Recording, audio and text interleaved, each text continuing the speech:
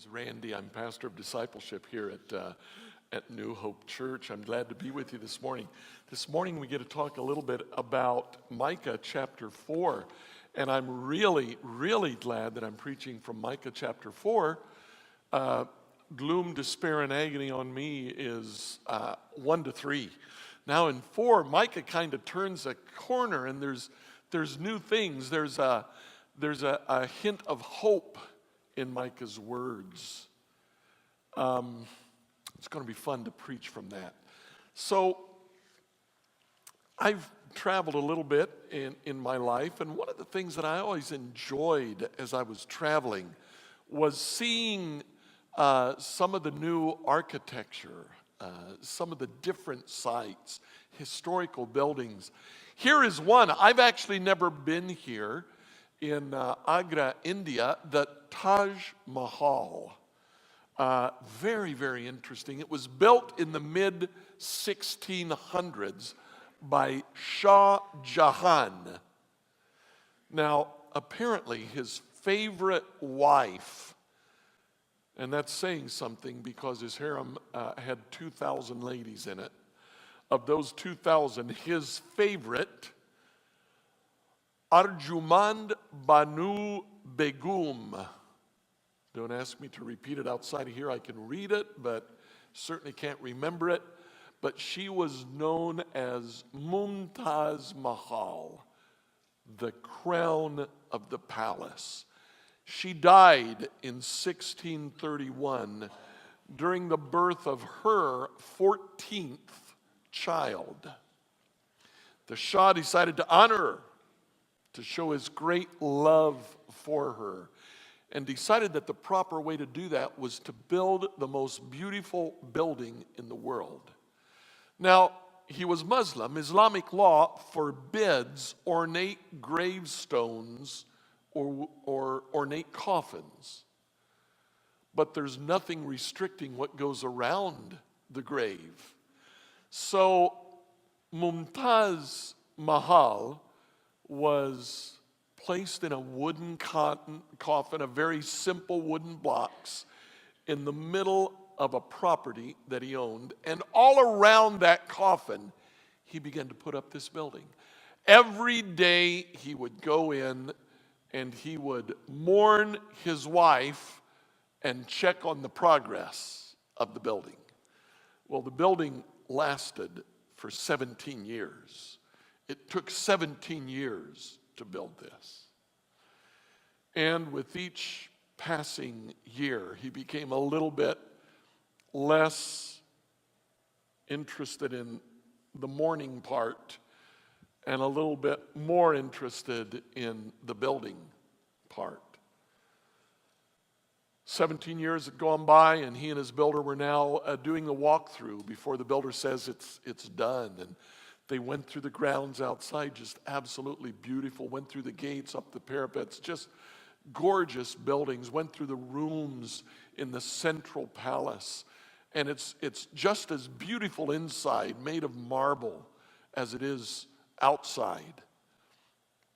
And then they came to the great hall, and when they entered the great hall, Shah Jahan stumbled over a wooden box. To him, obviously, a box that held construction goods. And he was irate. He looked at his builder and he said, "How can you do this?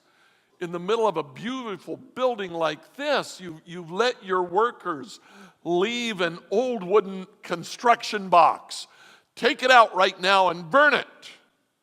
And of course, you've already figured out. The builder said, "But my Shah, these are the remains of your wife.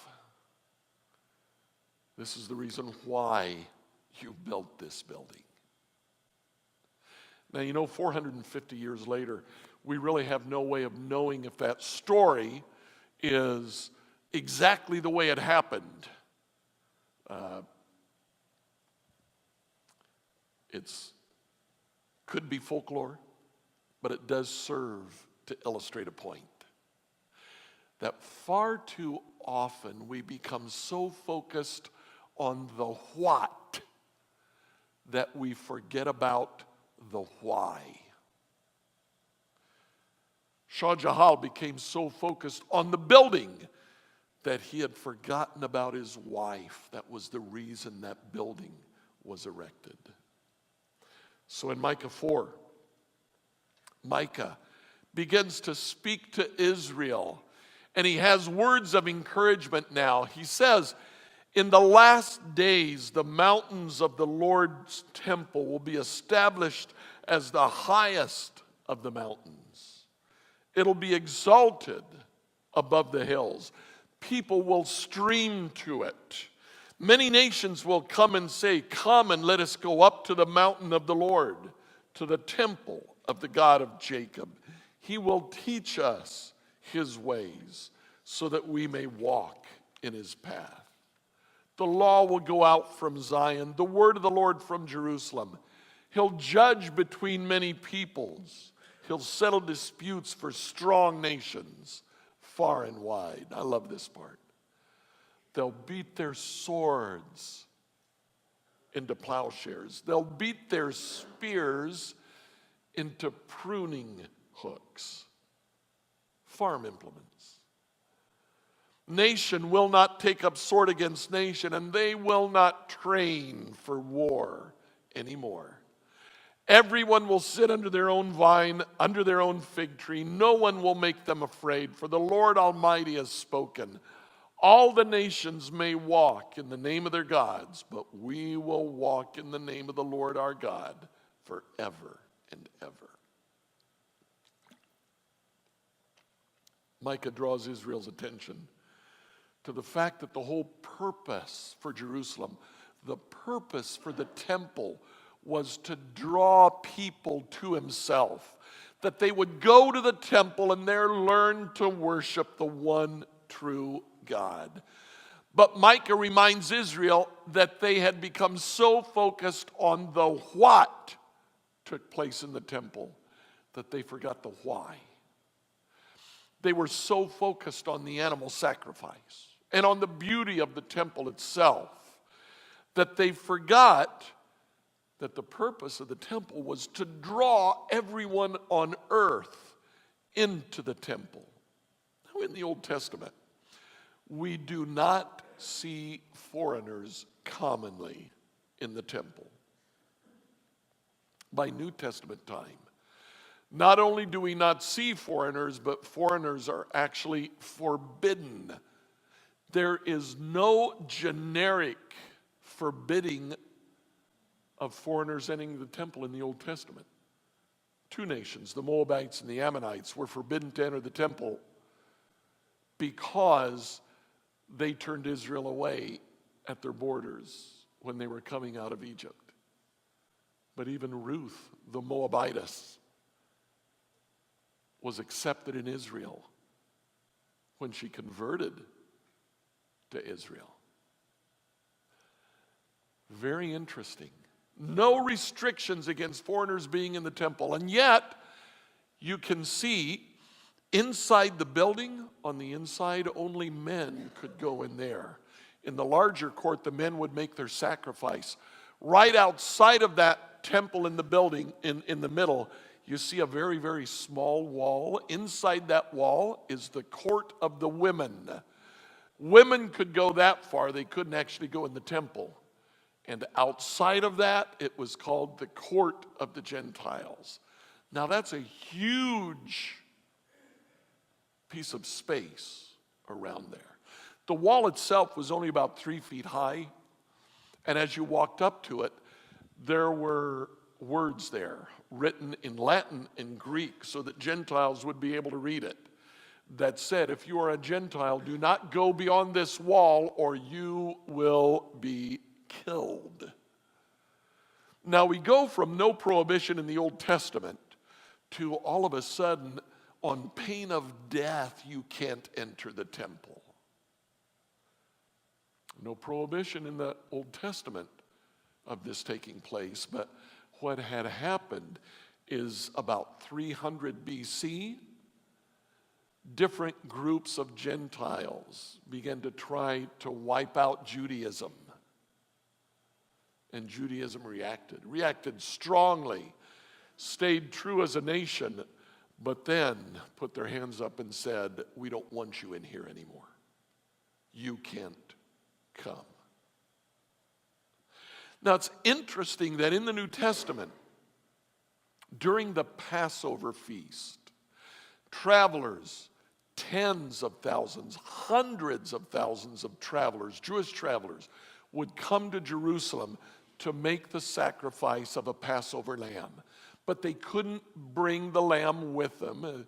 I don't know if you've ever tried to cram a lamb in your suitcase, in your carry-on, but they don't like it.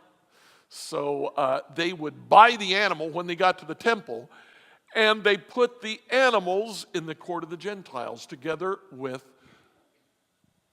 the salesmen, money changers' tables in the court of the Gentiles. And suddenly the Gentiles didn't fit anymore.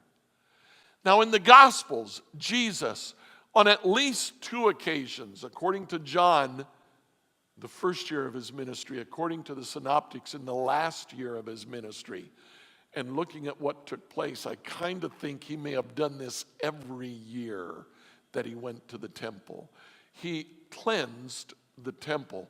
What he actually did was he took those money changers' tables and he threw them up against the wall, and then he made himself a whip and he drove the animals out of the court of the Gentiles.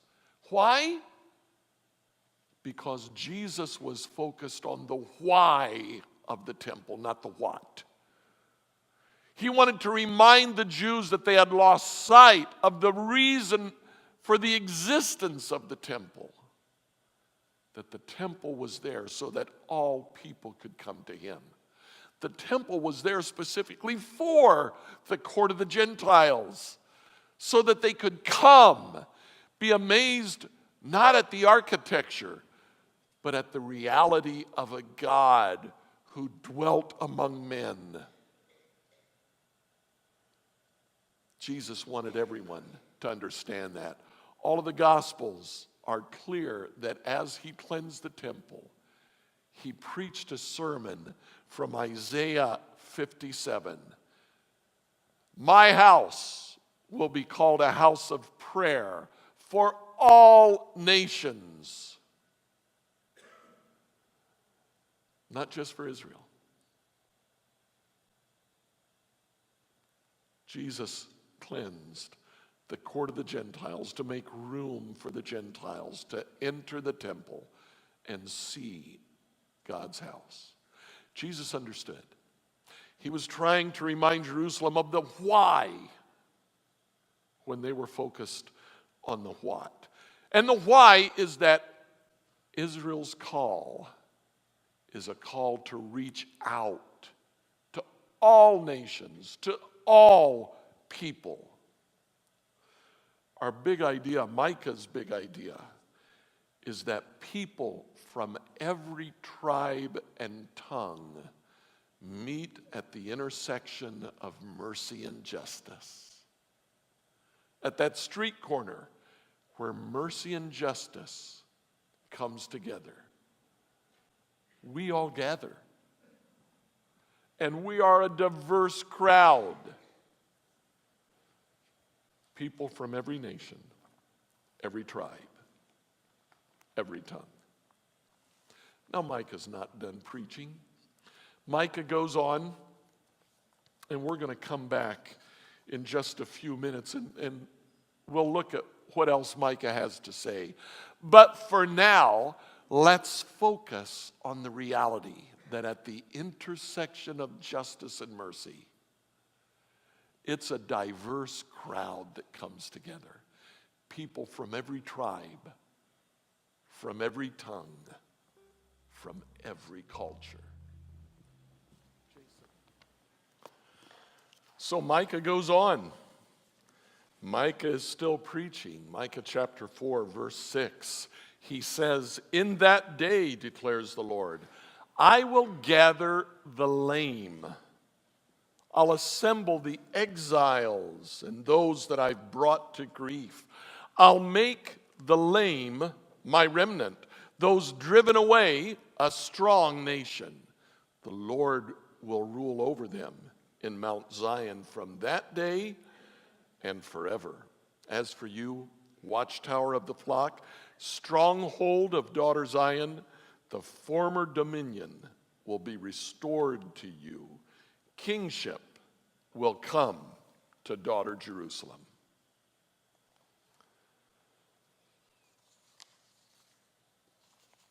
Micah keeps talking.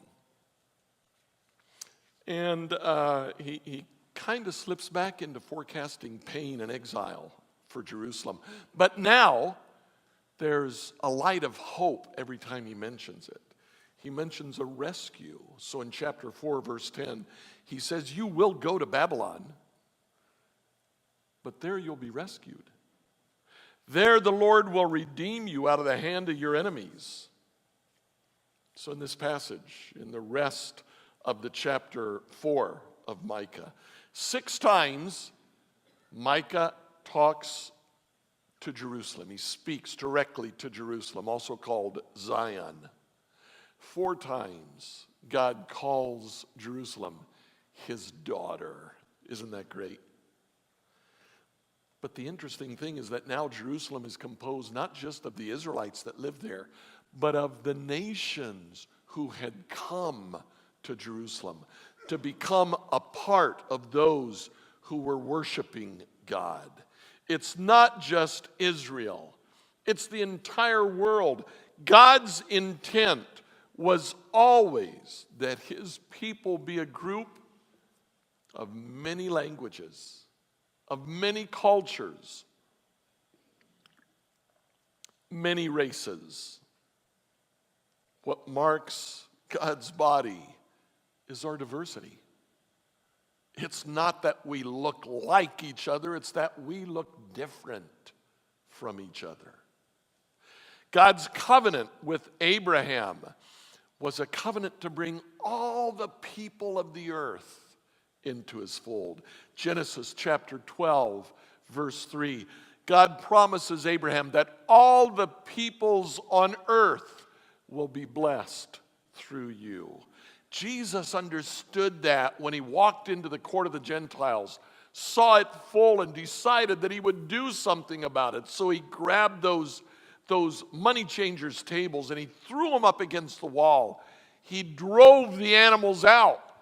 You could almost see him walk to the gates and throw the gates wide open and say, y'all come back in. All you Gentiles, we made room for you now. Come on back in. You see, Jesus understood.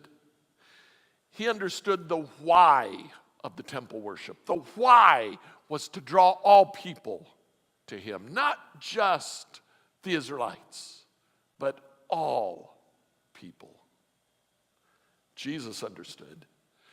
Peter understood. On the day of Pentecost, for most of his ministry with Jesus, he didn't understand. He was very happy to go just to the nation of Israel. But on the day of Pentecost, there were thousands that had come for that festival, and among them people from other nations. And the disciples began to speak in the native language of each one of those who had come from outside Israel. And they were amazed that they could hear the blessings that God was pouring out on his people in their native tongue. Luke records that. Acts chapter 2, verse 8. The people said, how is it that each of us hears the disciples speak in our own native language? And then he names off 15 different languages, 15 different cultural groups of people who were there. Parthians, Medes and Elamites, residents of Mesopotamia, Judea and Cappadocia, Pontus and Asia, Phrygia and Pamphylia, Egypt and the parts of Libya near Cyrene, visitors from Rome, both Jews and converts to Judaism, Cretans and Arabs, we hear them declaring the wonders of God in our own tongues. Peter understood because he participated in it that day. You know, we kind of get lost in these names because we don't know where these places are. So here's a map. And if you'll look at it, Luke started first by going to the east. He mentioned the Parthians, the Medes, and the Elamites. And then he kind of goes in a counterclockwise direction. People living in Mesopotamia, Cappadocia, Pontus. He mentions Phrygia and Pamphylia, Egypt, and parts of Libya near Cyrene. He mentions those from Crete and those from Arabia. The point is, this was the known world of its day. This is all the world that Jerusalem knew.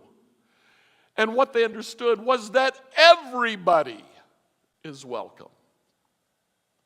Everybody is welcome. Peter understood that day. Paul understood it.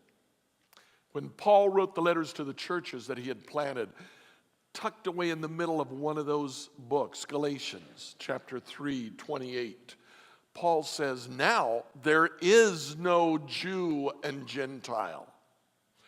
There is no slave or free. There is no male or female. You're all one in Christ Jesus. Paul took the things that we use to divide us, the Jewish community, divided the world into themselves and everybody else, Jew and Gentile. Paul said that's not relevant anymore. The Roman world divided their world into free and slave. About 85% of the people in the Roman Empire were slaves. Paul said that's not relevant anymore. Everybody divided men and women. Jewish men said, we can go into the temple, you can't. We can go into the synagogue, you have to stand outside. Paul said that's not relevant anymore. Everyone is welcome. At the intersection of justice and mercy, everybody comes. We are all one. We're all called. We're all blessed. We're all one, part of his family. Paul understood that. John understood that. John had a revelation, and he wrote his revelation down. A revelation of what was going to take place in the future. And he had a vision of what heaven was like, and one of the early parts of that vision was a song that he heard. One of the first things that he heard was a new song he had never heard before. They sang a new song saying, you're worthy to take the scroll and open its seals because you were slain and with your blood you purchased for God people from every tribe, every language, every people, and every nation. Here and twice more in the book of Revelation, John explains that in heaven, everybody is represented there. You know, I think it's great because John says specifically that everyone will sing the praises of God, not in a new heavenly language that we all learn when we get there, but in the language that our mothers sang lullabies to us in. There will be hundreds of languages in heaven. And I think there is because it takes that many languages to adequately describe how great God truly is. So with all of those languages going up at one time, we sing to the praises of the one who has brought us there. We are one. people from every tribe, every nation, every language. The big idea, if people from every tribe and every tongue meet at the intersection of mercy and justice, we should begin to build community with each other now. We don't wait till we get there. We start today. We look at our church and we see a diverse church. We see people from many nations. United States, Rwanda, Tanzania, Brazil. We see people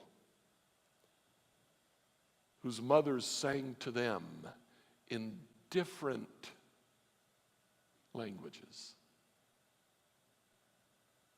And we're all one.